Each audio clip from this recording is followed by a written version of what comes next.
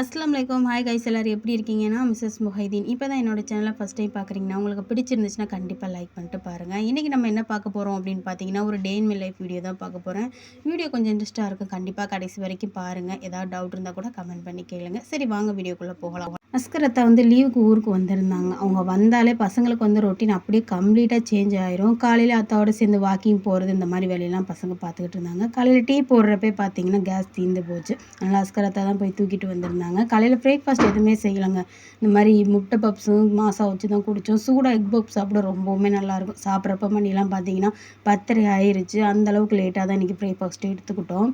அஸ்கர் அத்தாவே காலையில் பீஃப்க்கு ஆர்டர் பண்ணியிருந்தாங்க. 1 kg கொடுத்துருந்தாங்க. பெருநாளுக்கு அவங்க இல்லை அப்படின்னால அவங்க ஃப்ரெண்ட்ஸ்க்கு இந்த மாதிரி யாருக்குமே விருந்து எதுவுமே வைக்கலை, சாப்பாடு எதுவுமே கொடுக்கல. அதனால் சரின்னு சொல்லிட்டு இன்றைக்கி அவங்க ஃப்ரெண்ட் பீஃப் கேட்டிருந்தாங்க அப்படின்னு சொல்லிட்டு 1 kg பீஃப் எடுத்துகிட்டு வந்திருந்தாங்க. பசங்களுக்கு அந்தளவுக்கு பீஃப் பிடிக்காது அப்படிங்கிறதுனால அவங்களுக்கு பிடிச்ச மாதிரி செய்யணும்னு சொல்லிட்டு பீஃப் கோலா உருண்டை செஞ்சிடலாம்னு சொல்லிட்டு கொஞ்சம் பீஃப் எடுத்து அதில் இஞ்சி பூண்டு பேஸ்ட்டு, உப்பு, மஞ்சத்தூள், ஆயில், அப்புறம் தண்ணிலாம் ஊற்றி ஒரு 4-5 விசில் போட்டு எடுத்துக்கிட்டேன். நம்ம நறுக்கிறப்ப பீஃப் எந்த அளவுக்கு சாஃப்டாக இருக்குங்கிறது தெரிஞ்சிடும். இடம் இதாக இருக்குதுன்னு நினைக்கிறேன். அதனால் ஒரு 2-3 விசிலே சீக்கிரமாகவே வெந்துடுச்சு.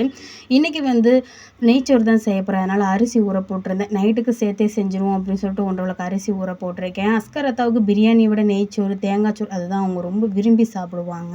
இன்றைக்கி எங்கள் அம்மா வீட்டு ஸ்டைலில் தான் நெய்ச்சோறு செய்ய போகிறேன். நெய் கொஞ்சமாக ஊற்றிட்டு அப்புறம் தக்காளி, வெங்காயம், இஞ்சி, வெள்ளைப்பூடி பேஸ்ட்டு, அதுக்கப்புறம் பார்த்திங்கன்னா கொத்தமல்லி, புதினாலாம் போட்டு நல்லா வதக்கிட்டு லைட்டாக மஞ்சத்தூள் போடுவாங்க. நான் ஆல்ரெடி சொல்லியிருப்பேன், என்னோடய மாமியாரோட சைடு பார்த்திங்கன்னா மஞ்சத்தூள் ஆட் பண்ண மாட்டாங்க. ஆனால் எங்கள் அம்மா வீட்டு ஸ்டைலில் பார்த்திங்கன்னா மஞ்சத்தூள் ஆட் பண்ணுவாங்க. ரொம்ப டேஸ்ட்டாகவே இருக்கும். உண்மையிலே பீஃபுக்கு இது கண்டிப்பாக பெஸ்ட்டு காம்போவாக இருக்கும் அப்படின்னு சொல்லிட்டு அளவு தண்ணி வச்சு போட்டாச்சு.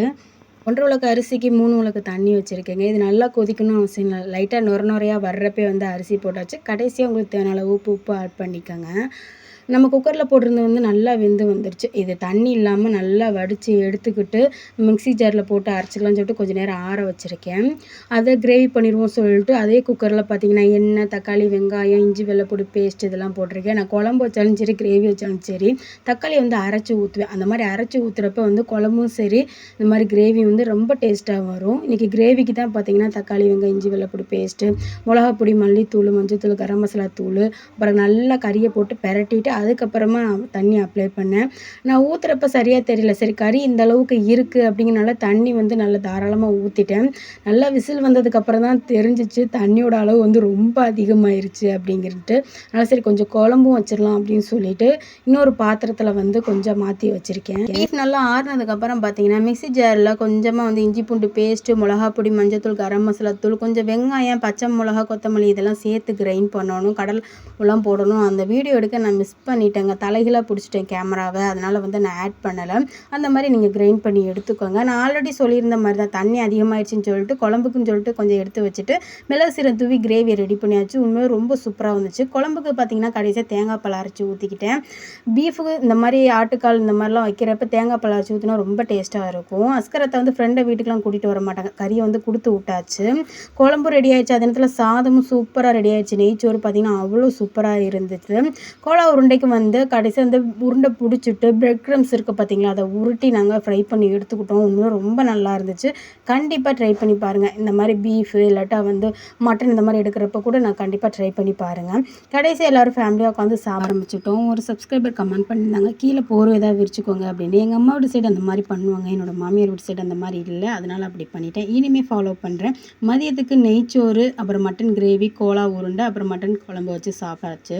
ஈவினிங் பார்த்தீங்கன்னா அம்மா குட்டி போட்டிருக்காங்க. நோம்பு டயத்திலே போட்டுட்டாங்க. அதை காட்டவே இல்லை. 5 குட்டி போட்டிருக்காங்க. அல்ஹம்துலில்லாஹ் ரொம்ப சூப்பராக அவ்வளோ அழகாக இருக்காங்க குட்டி. ஈவினிங் டீ போடுறப்ப பார்த்தீங்கன்னா நிறைய வேலை இருந்துச்சு. நான் கடைக்கு போகிறேன் அப்படின்னு தெரிஞ்சனால அஸ்கர் ரொம்ப கோவமாக இருந்தான். கடைக்கு போகிறப்ப பாத்திரம் எல்லாத்தையும் விளக்கிட்டு நான் மட்டும்தான் பசங்களை வீட்டில் விட்டுட்டு கிளம்பியாச்சு. எங்கே போகிறோம் அப்படின்னா அஸ்கர் அத்தாவுக்கு ட்ரெஸ் எதுவுமே பெருநாவுக்கு எடுக்கலை. சரி, அவங்க வந்துட்டாங்க அப்படிங்கிறதுனால ட்ரெஸ் எடுக்கிறதுக்காக பசங்களுக்கு எங்கே ட்ரெஸ் எடுக்க போயிருந்தனோ அங்கே தான் கேஷுவல் ஷர்ட் தான் எடுத்திருந்தேன். இதனால் வரைக்கும் அவங்க ட்ரெஸ் எடுக்க என் கூட வந்ததே இல்லைங்க. எல்லாமே நான் சோலோவாக தான் போய் பர்ச்சேஸ் பண்ணிட்டு வருவேன். நான் எடுத்து கொடுக்குற ஷர்ட், பனியன் இதை தான் போட்டுக்கிட்டு அவங்களும் இருப்பாங்க. பர்ச்சேசிங் ரொம்ப சிம்பிளாக முடிஞ்சிச்சு. இதோட இந்த வீடியோ முடிச்சுக்கிறேன். பாய்.